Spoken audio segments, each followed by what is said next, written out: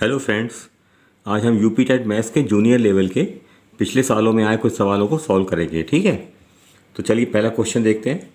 यहाँ दिया है, यदि किसी सारणी के सभी पदों का समांतर माध्य दिया है 40 और माध्य का 50 हो तो उस सारणी के पदों का बहुलक हो सकता है। मतलब बहुलक क्या होगा ये बताना है हमको। ठीक है, देखिए बहुलक का क्या फार्मूला होता है। यदि हमको समांतर माध्य और माध्यिका दी हो तो देखिए बहुलक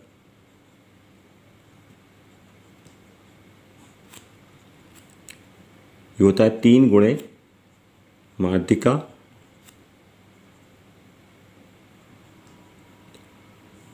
माइनस 2 गुणे समांतर माध्य या माध्य कह लेते हैं। ठीक है, देखिए हमको माध्यिका दी है और माध्य दिया है तो हम क्या करेंगे, 3 गुणे माध्यिका कितनी है 50 है माइनस 2 गुणे माध्य कितना 40। ठीक, तो ये हो जाएगा 150 माइनस 80। ठीक, तो ये हो जाएगा 70। ठीक, तो जो बहुलक होगा क्या होगा 70 होगा, तो यही हमारा आंसर होगा। तो ये फोर्थ ऑप्शन जो होगा ये सही होगा। चलिए सेकंड क्वेश्चन देखते हैं। यहाँ दिया है, आंकड़े दिए हैं हमको ये।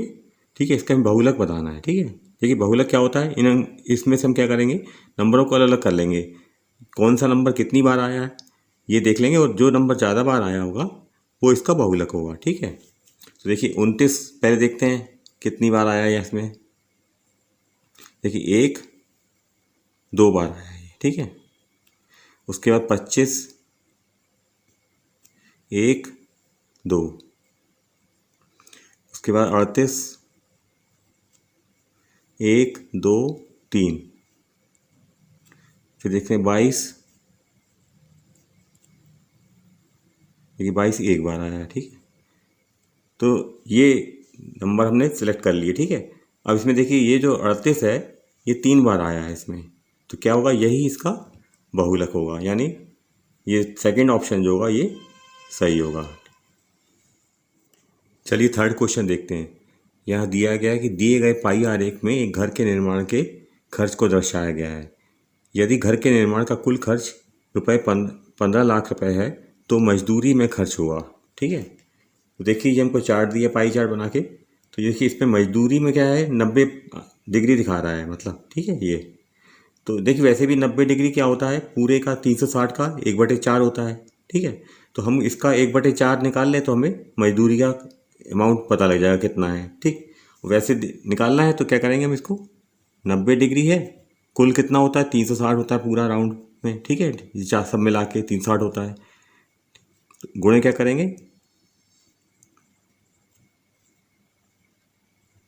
इसको यहाँ से 0 काट देंगे, 9 चौको 36। ठीक, 4 से इसको काटते हैं, 4 तिया 12, बचे 3 30, 4 सत्ते 28, बचे 2 20, 4 पंजे 20। ठीक है, तो देखिए ये जो अमाउंट आई ये मजदूरी में खर्च होने की अमाउंट बताया आई है। ठीक है, तो जो हमारा फोर्थ ऑप्शन होगा ये सही होगा। चलिए फोर्थ क्वेश्चन देखते हैं। यहाँ दिया है कि 3 संख्याओं का योग 58 है। पहली तथा दूसरी संख्या का अनुपात 4:9 है। दूसरी तथा तीसरी संख्या का अनुपात 9:16 है। तो हमें पहली और तीसरी संख्या का योग बताना है। ठीक है, तो हम संख्याएं मान लेते हैं। माना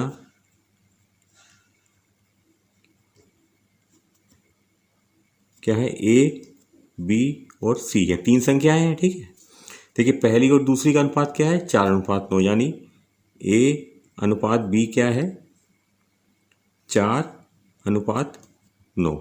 ठीक, और बी अनुपात सी कितना है 9:16। ठीक, देखिए इसमें क्या है, यहाँ पे बी की वैल्यू मतलब अनुपात क्या है 9 दिखा रहा है, यहाँ पे बी का अनुपात 9 है, तो ए बी सी का अनुपात क्या हो जाएगा, ए अनुपात बी अनुपात सी। देखिए 4:9, अगर ये दोनों संख्या बराबर है इसलिए इसी तरह लिख देंगे, बस 9 को बी की जगह लिख देंगे इधर और सी हो जाएगा 16। ठीक है, तो ये 4:9:16 ए बी सी का अनुपात हो जाएगा। ठीक है, अब हम क्या करेंगे, इन संख्या मान लेते हैं, जैसे ये 4x मान लेते हैं प्लस ये 9x और प्लस 16x, ठीक है। इसका तीनों संख्या का योग 58 है, तो इसको 58 लिख देते हैं यहाँ पे, ठीक। तो देखिए क्या होगा, ये 9 4 13 और 16 29, यानी 29x बराबर 58 हो जाएगा। तो x बराबर क्या हो जाएगा, 58/29 बराबर कितना हो जाएगा, 2, ठीक है। तो x की वैल्यू कितनी आ गई, 2। अब देखेंगे पहली संख्या क्या हमें मानी, a, यानी a बराबर कितना हो गया, 4x। 4 इंटू एक्स मतलब 2, तो ये हो जाएगा 8। और c बराबर क्या हो जाएगा, 16x, यानी 16 दूनी 32, ठीक। अब हमें पहली और तीसरी संख्या का योग बताना है, ठीक है। तो a plus C is equal to कितना हो जाएगा, 32 और 8 40, ठीक है। ये हमारा आंसर होगा, यानी फर्स्ट ऑप्शन जो होगा ये सही होगा। 5th क्वेश्चन देखते हैं। यहाँ दिया कि यदि x, y और z का माध्य a हो तथा x plus Y into Z का योज्य प्रतिलोम एक्स वाई हो, तो हमें एक्स स्क्वायर, वाई स्क्वायर तथा जेड स्क्वायर का माध्य बताना है, ठीक है। तो देखिए एक्स, वाई और जेड का माध्य क्या दिया है, a दिया है। तो ये क्या हो जाएगा, x plus Y plus Z oblique 3 बराबर क्या होगा, a होगा, ठीक। तो x plus Y plus Z, तो 3 को यहाँ ले जाते हैं तो ये क्या हो जाएगा, 3 है, ठीक है। अच्छा, अब क्या दिया है हमको, x plus Y into Z का योज्य प्रतिलोम एक्स वाई है, ठीक। तो इसमें हम यदि एक्स वाई को जोड़ दें तो ये क्या होगा, 0 के बराबर हो जाएगा, ठीक है। तो x plus Y into Z plus x Y कितना हो जाएगा, 0 हो जाएगा, ठीक।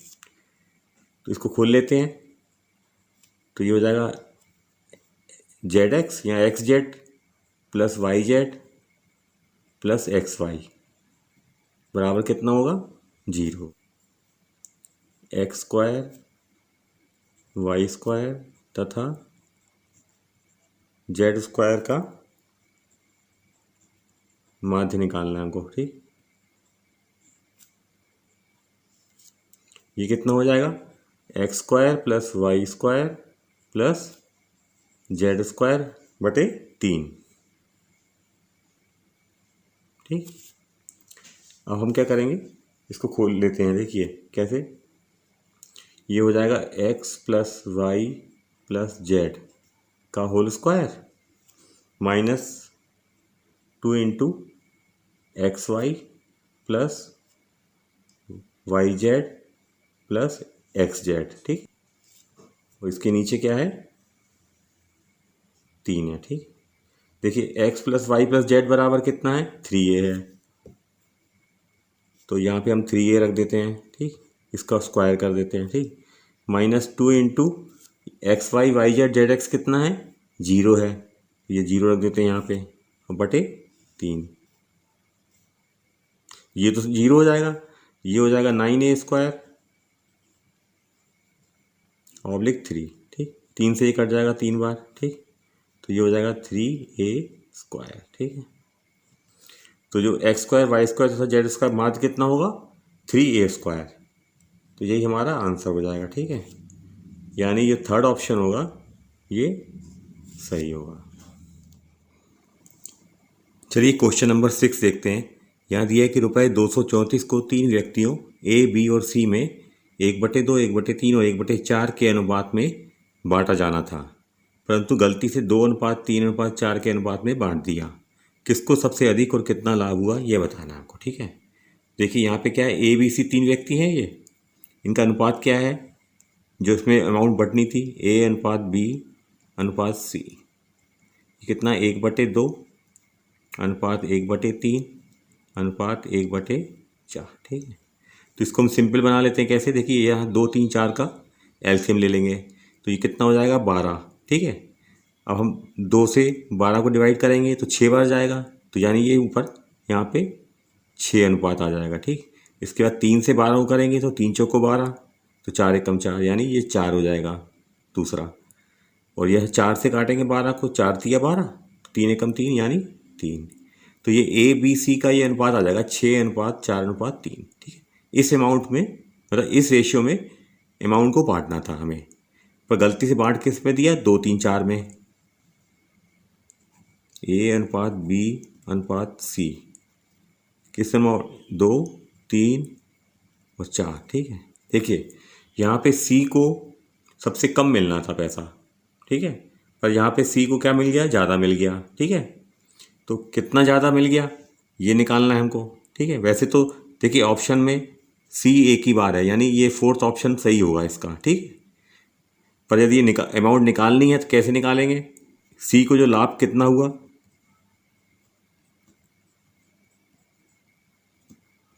देखिए मिलने इतनी थी अमाउंट, मिल गई इतनी। ठीक, तो ये कितनी मिली, यानी 234 गुणे, देखिए 4, 3, 7, 2, 9 हो रहा है ये, तो ये 4/9, ये गलती से मिला। और यहाँ पे जो मिलना कितना था, 3 रेशियो मिलना था, ये 3/6, 4, 10, 3, 13, यानी 3/13 गुणे 234 मिलना था इसको। ठीक, तो ये इसका डिफरेंस निकाल लेते हैं हम। देखिए 234 कॉमन ले लेंगे यहाँ से,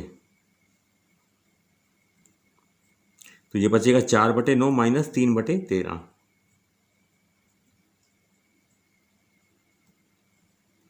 अब हम यहाँ पे क्या करेंगे, 13 और 9 का एलसीएम निकाल लेंगे इसका, तो ये हो जाएगा 234 गुणे, देखिए ये एलसीएम कितना आ गया इसका, 117। ठीक, 9 से काटेंगे 117 को, तो ये 13 बार जाएगा, 13 चौको 52 हो जाएगा ये, माइनस 13 से 117 काटेंगे, 13 ना 117 होता है, 9 तिया 27। ठीक, ये आ जाएगा। तो देखिए 52 में से 27 गई तो 25 बचा, यानी 234 गुणे 25/117। ठीक, 117 से ये 2 बार कट जाएगा। ठीक, 25 दूनी 50, तो मतलब इसको 50 रुपये का लाभ होगा C को। ठीक है, तो जो हमारा 4th ऑप्शन होगा ये सही होगा। चलिए क्वेश्चन नंबर 7 देखते हैं। यहाँ दिया एक कक्षा में 75% विद्यार्थी अंग्रेजी में और 60% विद्यार्थी गणित में पास होते हैं और 20% विद्यार्थी दोनों विषयों में फेल हो, तो पास विद्यार्थियों का प्रतिशत बताना है हमें। ठीक, तो देखिए पहले क्या करेंगे, अंग्रेजी में फेल निकाल लेंगे, कितने प्रतिशत है, देखिए 75 पास है, तो ये हो जाएगा 100 माइनस 75। ठीक, तो बराबर 25% हो जाएगा। ठीक है, इसी प्रकार गणित में देखते हैं, गणित में फेल, ये हो जाएगा 100 माइनस 60। ठीक, तो ये हो जाएगा 40%। ठीक है, अच्छा देखिए दोनों में फेल के जो हैं,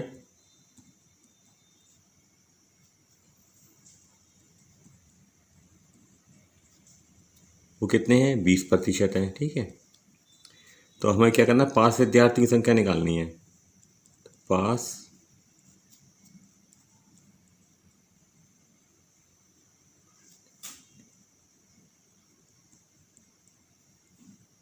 विद्यार्थियों की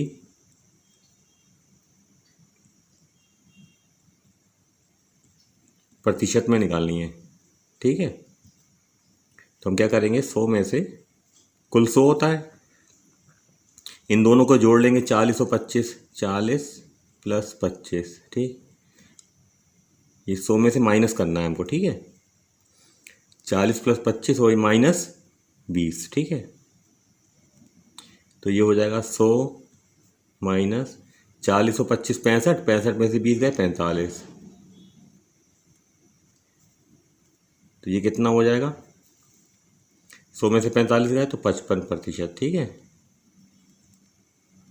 यानी 55% विद्यार्थी पास हैं। ठीक है, तो हमारा जो फर्स्ट ऑप्शन होगा ये सही होगा। चलिए क्वेश्चन 8 देखते हैं। यहाँ दिया है कि एक रेलगाड़ी ए और बी दो स्टेशनों के बीच चलती है। जब वह ए से बी तक जाती है तो उसकी औसत चाल 90 किलोमीटर पर आवर है। और बी से ए तक वापस आती है तो उसकी औसत चाल 110 किलोमीटर पर आवर है।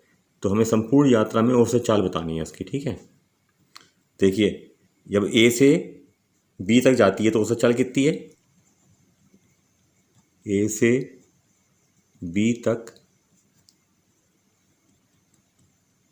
औसत चाल, ठीक, इसको हम एक्स मान लेते हैं। ठीक है, तो ये कितनी है, 90 किलोमीटर पर आवर। ठीक, और बी से ए तक औसत चाल कितनी है इसकी, इसको हम वाई मान लेते हैं। ठीक, ये है 110 किलोमीटर पर आवर। ठीक, अब हमें क्या करना है, संपूर्ण यात्रा में इसकी औसत चाल निकालनी है। संपूर्ण यात्रा में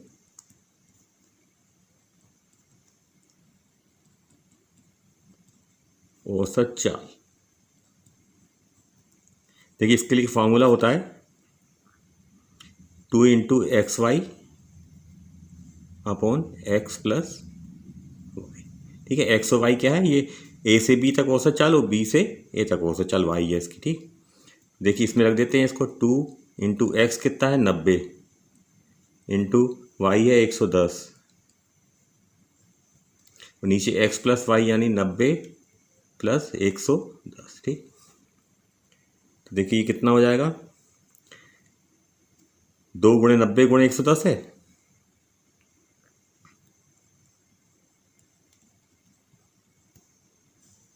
और नीचे 90 प्लस 110 जोड़ेंगे तो कितना हो जाएगा, 200।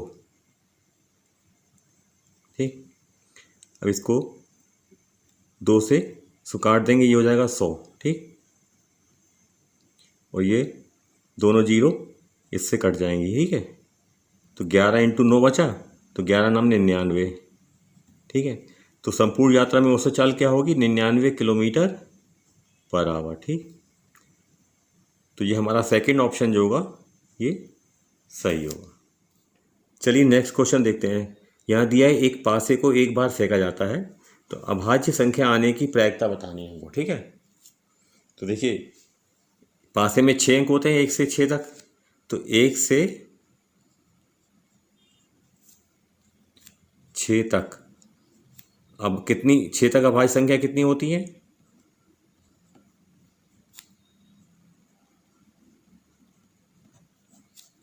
देखिए उसमें पहली संख्या होगी 2। ठीक, उसके बाद 3 और 5। ठीक, यानी 3 संख्याएं होती हैं जो अभाज्य होती हैं। ठीक है, तो जो प्रायिकता होगी वो कितनी होगी,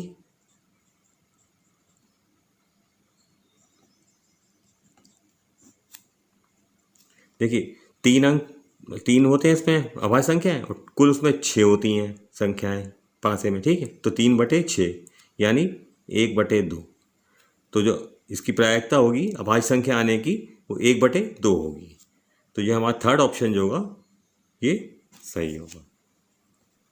चलिए क्वेश्चन नंबर 10 देखते हैं। यहाँ दिया है कि यदि एक संख्या का आधा दूसरी संख्या के 0.07 के बराबर है तो उनका अनुपात बताना है हमको। ठीक, तो हम क्या करेंगे, यहाँ पे 2 संख्याएं मान लेते हैं हम। माना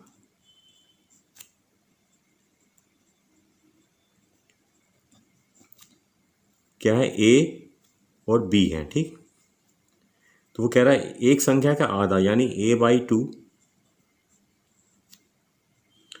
दूसरी संख्या के 0.07 गुना के बराबर है, मतलब। ठीक है, तो b इंटू 0.07, तो ये दोनों संख्या क्या है, मतलब बराबर होगा इस तरह से, तो उनका अनुपात बताना है हमको। ठीक है, तो ये क्या करेंगे, इसको a/2 b इंटू इसका पॉइंट हटा देंगे तो ये हो जाएगा 0.7 अपॉन 100।